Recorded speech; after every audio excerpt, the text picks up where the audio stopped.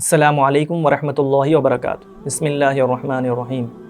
محترم ناظرین، عثمان ابن عفان رضی اللہ تعالیٰ عنہ یہ اسلام کے تیسرے خلیفہ ہیں۔ آپ کا لقب ذو النورین تھا، اصلی نام عثمان تھا۔ ذو النورین لقب آپ کو نبی کریم صلی اللہ علیہ وسلم کی دو صاحبزادیاں ایک کے بعد دیگر نکاح میں آنے کی وجہ سے ملا تھا۔ کائنات میں واحد شخص ہے جن کے نکاح میں نبی کی دو صاحبزادیاں آئی ہیں۔ اسلام شروع ہی سے آپ حیا اور مالداری میں ممتاز تھے۔ اسلام لانے کے بعد اسلام پر کھل کر عمل کرنے کے لیے آپ نے حبشے کی جانب ہجرت کی تھی، اپنی بیوی حضرت رقیہ رضی اللہ تعالیٰ عنہ کے ساتھ۔ نبی کریم صلی اللہ علیہ وسلم نے اس موقع پر فرمایا تھا، حضرت ابراہیم علیہ السلام اور حضرت لوط علیہ السلام کے بعد یہ پہلے خاندان ہے، پہلا خانوادہ ہے جو ہجرت کر رہا ہے۔ یہ شروع ہی میں آپ کو یہ فضیلتیں حاصل ہوئیں۔ اسلام جیسے ہی نبی کریم صلی اللہ علیہ وسلم نے مدینہ منورہ کی جانب ہجرت فرمائی تو حضرت عثمان رضی اللہ تعالیٰ عنہ بھی حبشے سے ہجرت کر کے مدینہ منورہ تشریف لے آئے۔ ہاں، یہ بات یاد رکھنی چاہیے کہ حضرت جعفر رضی اللہ تعالیٰ عنہ جنگ خیبر کے موقع پر تشریف لائے ہیں۔ حضرت عثمان رضی اللہ تعالیٰ عنہ نے اسلام کی عام خدمتوں کے ساتھ ساتھ مالی خدمتیں بھی بڑے طور پر انجام دی ہیں۔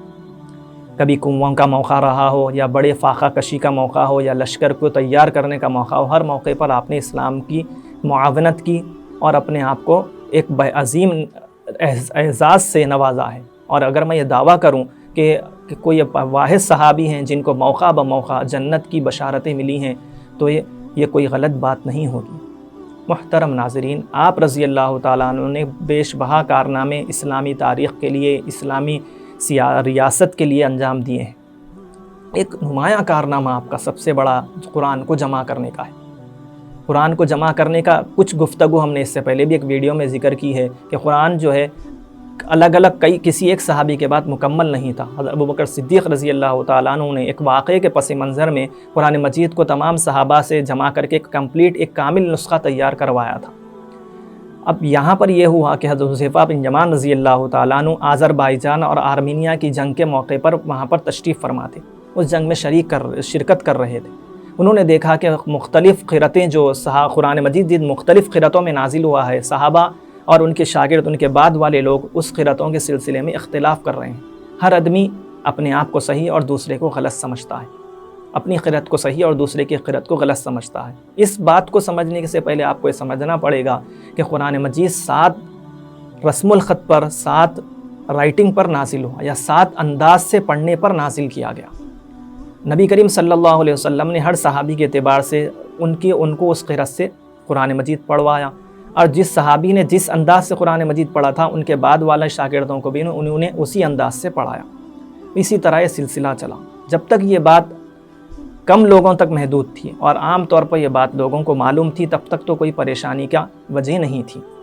لیکن جیسا جیسا اسلام پھیلا، حضرت فاروق اعظم رضی اللہ تعالیٰ عنہ کے زمانے میں اسلام شام، ایران، مصر کے قلب تک پہنچ گیا اور بہت بڑی مملکت ہو گئی، بہت زیادہ اسلامی لوگوں کی تعداد ہو گئی، تو لوگوں میں اب یہ بات دور ہو گئی کہ قرآن مجید 7 طریقوں پر نازل ہوا۔ اب لوگ جن کو جو طریقہ معلوم تھا اس کو صحیح سمجھنے لگے اور سامنے والے کو غلط سمجھنے لگے۔ حذیفہ بن یمان رضی اللہ تعالیٰ عنہ جیسے ہی جنگ سے فارغ ہوئے مدینہ منورہ تشریف لائے، حضرت عثمان رضی اللہ تعالیٰ عنہ کی خدمت میں آ کر عرض کیا، اے امیر المومنین، قبل اس کے کہ امت اللہ کی کتاب کے بارے میں یہود و نصارہ کی طرح اختلاف کرنے لگے، آپ اس مسئلے کو حل کیجیے۔ آپ نے پوچھا کیا بات ہے؟ حذیفہ بن یمان رضی اللہ تعالیٰ عنہ نے فرمایا کہ شام والے ابی بن کعب رضی اللہ تعالیٰ عنہ کی قرأت کو فالو کرتے ہیں، اور عراق والے حضرت عبداللہ بن مسعود رضی اللہ تعالیٰ عنہ کی قرأت کو فالو کرتے ہیں، اور دونوں کے بعد جو لوگ فالو کر رہے ہیں وہ لوگوں ہر آدمی اپنے آپ کو صحیح اور سامنے والے کی قرأت کو غلط سمجھ رہا ہے۔ حضرت عثمان رضی اللہ تعالیٰ عنہ کے ذہن میں پہلے سے ہی مسئلہ موجود تھا۔ آپ نے مدینہ منورہ میں ایسے واقعات دیکھ چکے تھے۔ آپ نے فوری صحابہ کو جمع کیا اور اس سلسلے میں رائے طلب کی، مشورہ طلب کیا۔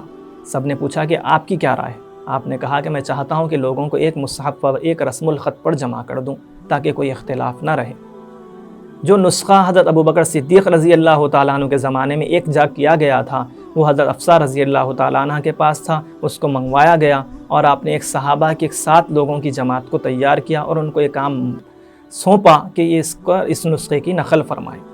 اور جب نقل کرتے وقت کوئی قرأت کا تحریر کا اختلاف آئے تو وہاں پر قریش کی زبان کو کا انتخاب کیا جائے، چوز کیا جائے، کیونکہ قرآن مجید اصل میں قریشی کی زبان میں نازل ہوا ہے۔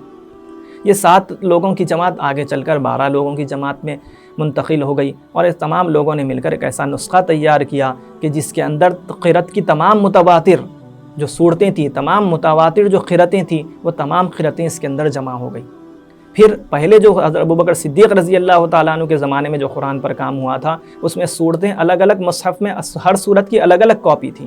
اب یہاں پر یہ ہوا کہ تمام کاپیوں کو جوڑ کر ایک مصحف کے اندر، ایک کاپی کے اندر تمام قرآن کو جمع کیا گیا۔ تو یہ 2 کام ہوئے۔ اب قرأت کا اختلاف کیسا تھا، اس کے اوپر سرسری ایک مثال سے ہم سمجھ سکتے ہیں۔ جیسے کہ ہم پڑھتے ہیں قرآن مجید کا ایک لفظ ہے ننشزھا، اس کے اندر نقطے بھی لگے ہوئے ہیں، آج کے زمانے میں نقطے لگے ہوئے ہیں، حضرت عثمان رضی اللہ تعالیٰ عنہ کے زمانے تک بھی نقطے لگے ہوئے نہیں تھے، اس طرح لکھنے کا انداز نہیں تھا۔ تو ننشزھا لکھا اس طرح جائے گا کہ 2 نون غنہ ہوں گے، شین بھی نہیں ہوگا، سین ہوگا، را ہوگا، ہا اور الف ہوگا۔ تو اب اس کو اگر اس کے اوپر نقطے کچھ نہیں ہوں گے تو 2 طریقے سے پڑھا جا سکے گا، ننشزھا اور ننشرھا۔ تو یہ دونوں قرأتیں صحیح تھیں، دونوں بھی درست تھیں۔ تو اس طرح تحریر کی گئی اور تمام قرأتیں اس کے اندر جمع ہو گئی۔ امت اب یہ جب ایک نسخہ تیار ہو گیا تو پھر اس کے 7 نقلیں تیار کی گئیں، اور اس عالم اسلام کے تمام بڑے شہر مکہ مکرمہ، مدینہ منورہ، شام، یمن، بحرین، کوفہ اور بصرہ میں ایک ایک نسخہ بھیجا دیا گیا۔ وہاں سے پھر اس کے نسخے نقل ہو کر تقسیم بڑھتے چلے گئے، اور اس کی قرآن مجید کی اشاعت ہوتی گئی۔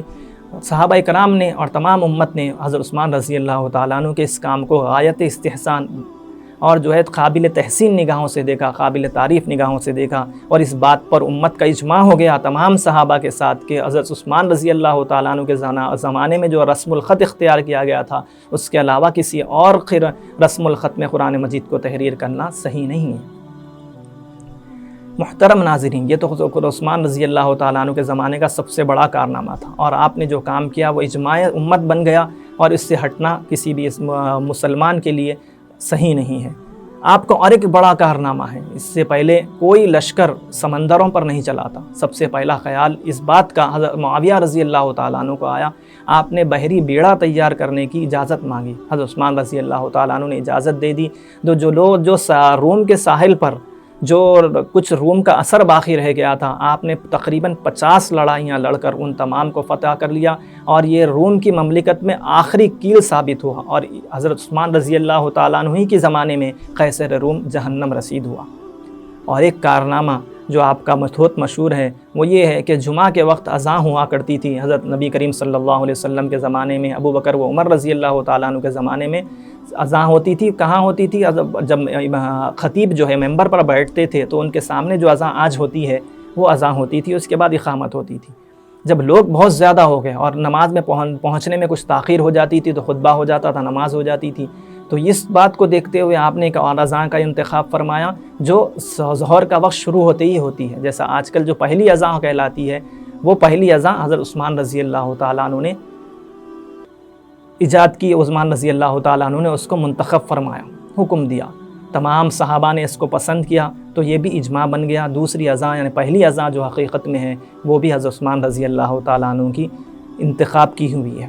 تو یہ تمام چیزیں حضرت عثمان رضی اللہ تعالیٰ عنہ کی زندگی کے ایک مختصر سے واقعے کو ہم نے اس بار ویڈیو میں ذکر کرنے کی کوشش کی ہے۔ اللہ تبارک و تعالیٰ آپ کی زندگی کو طویل طور پر پڑھنے اور اس کو سمجھنے اور اس کے مطابق عمل کرنے کی ہمیں توفیق عطا فرمائے۔ اخیر میں درخواست یہ ہے کہ ویڈیو کو لائک کریں، شیئر کریں، اور ہمارے چینل زاد مسلم کو سبسکرائب کریں۔